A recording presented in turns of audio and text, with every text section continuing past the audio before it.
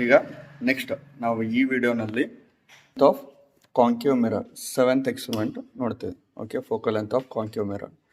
ಇಲ್ಲಿ ನೀವು ಈ ರೇ ಡಯಾಗ್ರಾಮ್ ನೆನಪಿಡಬೇಕು, ಟ್ಯಾಬ್ಲರ್ ಕಾಲಮ್ ನೆನಪಿಡಬೇಕು, as well as formula and principal.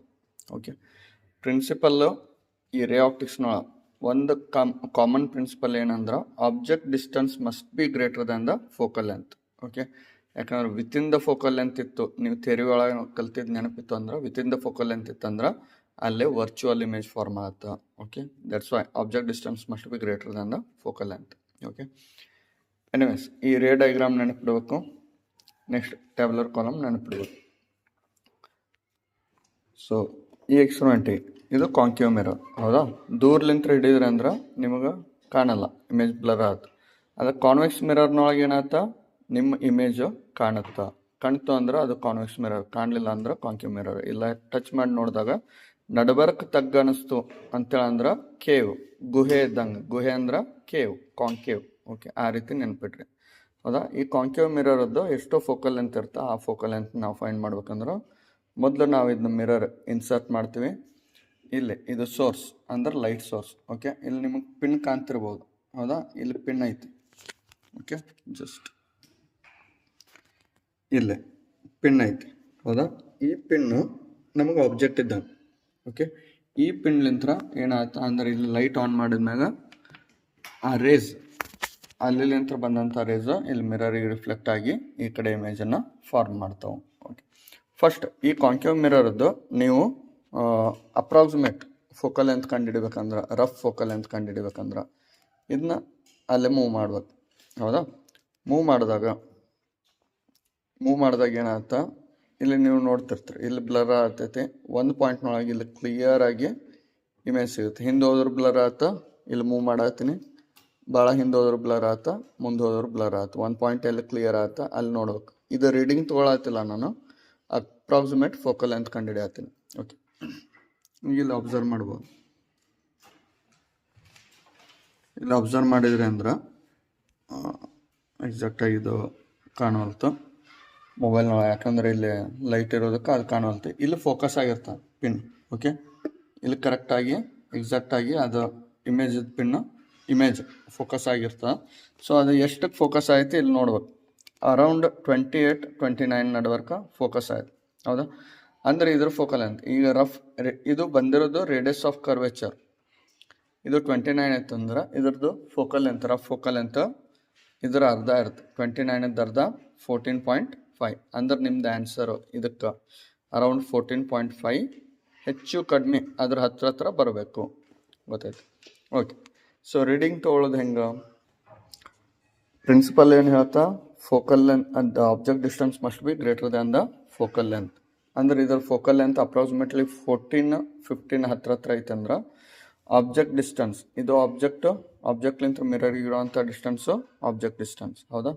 ಇದು ಅರೌಂಡ್ ಮೋರ್ ದ್ಯಾನ್ 15 ಇರಬೇಕು. ಸೊ ಇಲ್ಲಿ ನಾನು ಎಷ್ಟಕ್ಕೆ ಇಡತ್ತೀನಿ, 20ಗೆ. ಗೊತ್ತಾಯ್ತು? ಸೊ ಇಲ್ಲಿ ಆಬ್ಜೆಕ್ಟ್ಲಿಂತ ಮಿರರಿಗೆ 20ಗೆ ಐತಿ, ಹೌದಾ? 20ಗೆ ಇಟ್ಟು ನಿಮಗೆ ಇಲ್ಲೇನಾಗ್ತಿರ್ತ, ಇಲ್ಲಿಂತ ಬಂದಂಥ ರೇಸ್ ಅದು ರಿಫ್ಲೆಕ್ಟ್ ಆಗಿ ಇಲ್ಲಿ ಬೀಳ್ತಿರ್ತ, ಹೌದಾ? ಬಟ್ ನಮಗೆ ಅದೇನು ಬೇಕು, ಈ ಸ್ಕ್ರೀನ್ ಮೇಲೆ ಬರಬೇಕು. ಓಕೆ, ಸ್ಕ್ರೀನ್ ಮೇಲೆ ಬರಬೇಕು ಅಂದಾಗ ಏನು ಮಾಡಬೇಕು, ಸ್ವಲ್ಪ ಇದನ್ನು ಮಿರರ್ನ ಸೈಡಿಗೆ ತಂದು ಸ್ವಲ್ಪ ಟೇಟ್ ಮಾಡಿದ್ರೆ ಅಲ್ಲಿ ಬಂತು, ಹೌದಾ? ಇಲ್ಲಿ ಬೀಳಾಗ್ತಿದ್ದಂಥ ರೇಸು ಜಸ್ಟ್ ಸ್ವಲ್ಪ ಟೇಟ್ ಮಾಡಿದ್ರಂದ್ರೆ ಅಲ್ಲೇ ಮಿರರ್ ಮ್ಯಾಗ ಸ್ಕ್ರೀನ್ ಮ್ಯಾಗ ಬಂತು. ಈ ಸ್ಕ್ರೀನನ್ನು ನೀವೇನು ಮಾಡಬೇಕು, ಹಿಂದೆ ಮುಂದೆ ಓಡಿಸಿದ್ರಿ ಅಂತ ಅಂದ್ರೆ ಒಂದು ಪಾಯಿಂಟ್ನೊಳಗೆ ನಿಮಗೆ ಇಮೇಜ್ ಕ್ಲಿಯರ್ ಆಗಿ ಸಿಗುತ್ತೆ. ಈಗ ಕ್ಲಿಯರ್ ಆಗಿ ಇಮೇಜ್ ಸಿಗತ್ತೆ.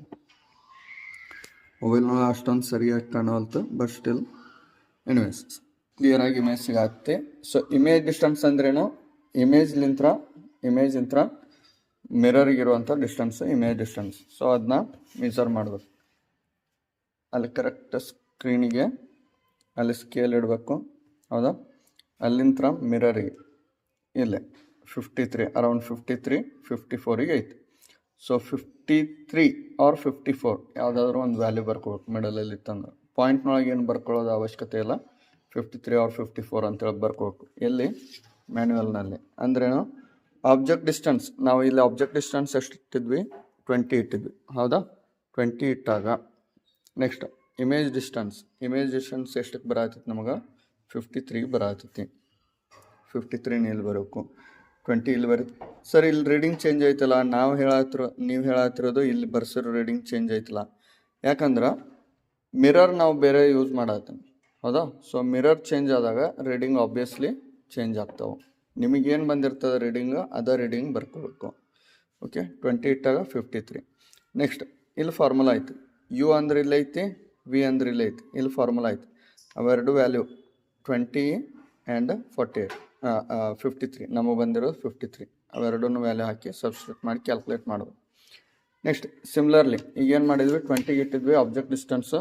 ನೆಕ್ಸ್ಟ್ ಏನು ಮಾಡಬೇಕು, 20 ಇದ್ದಂಥ ಆಬ್ಜೆಕ್ಟ್ ಡಿಸ್ಟೆನ್ಸ್ನ 20 ಇದ್ದಿದ್ದನ್ನು 22 ಮಾಡ್ಕೋಬೇಕು, ಹೌದಾ? ಸೊ ಇಲ್ಲೇ 22 ಮಾಡ್ಕೊಂಡು, ಸೊ ದ್ಯಾಟ್ ಇಲ್ಲಿ ಆಬ್ಜೆಕ್ಟ್ಲಿಂತ ಮಿರರ್ಗಿರುವಂಥ ಡಿಸ್ಟೆನ್ಸ್ ಇದು ಆಬ್ಜೆಕ್ಟ್ ಡಿಸ್ಟೆನ್ಸ್, ಇದು 22. ನೆಕ್ಸ್ಟ್ ಅಗೇನ್ ಏನು ಮಾಡಬೇಕು, ಅಲ್ಲಿ ಸ್ಕ್ರೀನ್ ಮೇಲೆ ಇಮೇಜ್ ಬರ್ತಿಲ್ಲ ಅಂದ್ರೆ ಸ್ವಲ್ಪ ಸೈಡಿಗೆ ಇದನ್ನ ಮಿರರ್ ಸರಿಸಿ, ಹೌದಾ? ಸ್ವಲ್ಪ ಟಿಲ್ಟ್ ಮಾಡಿದಾರಂದ್ರೆ ಅಲ್ಲಿ ಸ್ಕ್ರೀನ್ ಮೇಲೆ ಇಮೇಜ್ ಬರ್ತಾ.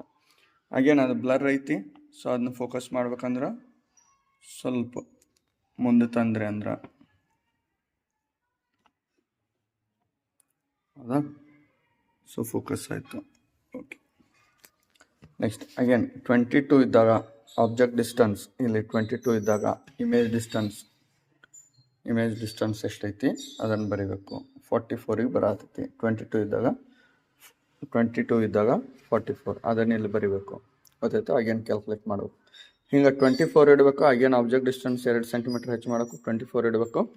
24 ಇದ್ದಾಗ ಎಷ್ಟು ಇಮೇಜ್ ಡಿಸ್ಟೆನ್ಸ್ ಬರ್ತಾ ಅದನ್ನು ಕ್ಯಾಲ್ಕುಲೇಟ್ ಮಾಡಬೇಕು. ಓಕೆ, ಒಂದು ನೆನಪಿಟ್ಕೋರಿ, ನಾನು ಪ್ರತಿ ಸಾರ್ತಿ ಹೇಳೋರಂಗೆ ನಿಮಗಿಲ್ಲೇ ವ್ಯಾಲ್ಯೂಸ್ ಹೆಚ್ಚು ಕಡಿಮೆ ಹತ್ರ ಬರ್ತಾವೆ. ಓಕೆ, ಸೇ ಫಾರ್ ಎಕ್ಸಾಂಪಲ್ ಈಗ ಇಲ್ಲಿ ಮಾಡಿಸಿರೋ ಎಕ್ಸ್ಪೆರಿಮೆಂಟ್ನೊಳಗೆ ಇಲ್ಲಿ ಅಬ್ಸರ್ವ್ ಮಾಡಿದ್ರಂದ್ರೆ 14.11, 13.93, 13.89 ಅಂದ್ರೇನು 14ದ್ದು ಹತ್ರ ಬಂದವು.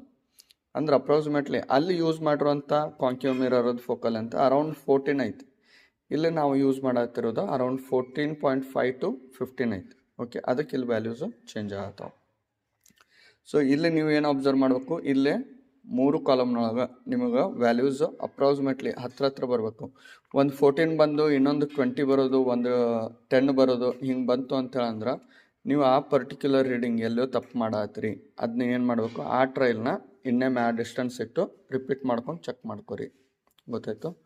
ಬ್ಲೈಂಡಾಗಿ ಬರೆಯೋಕೆ ಹೋಗ್ಬೇಡ್ರಿ. ಓಕೆ, ಆ್ಯಂಡ್ ಅಲ್ಲಿ ಬಂದಿರೋಂಥ ವ್ಯಾಲ್ಯೂಸ್ ತೊಗೊಂಡು ಮೀನ್ ಕ್ಯಾಲ್ಕುಲೇಟ್ ಮಾಡಬೇಕು. ಮೀನ್ ಕ್ಯಾಲ್ಕುಲೇಟ್ ಮಾಡಿ ನಿಮ್ಮ ರಿಸಲ್ಟ್ನ ಬರೀಬೇಕು. ಓಕೆ, ಸೊ ಇಷ್ಟೇ ಇದು ಪ್ರೊಸೀಜರು. ಸೊ ಅರ್ಥ ಆಯಿತು ಅಂತ ಹೇಳಿ ಅನ್ಕೊತೀನಿ. ಏನಾದರೂ ಗೊತ್ತಾಗದೇ ಇತ್ತಂದ್ರೆ you can contact us. Okay.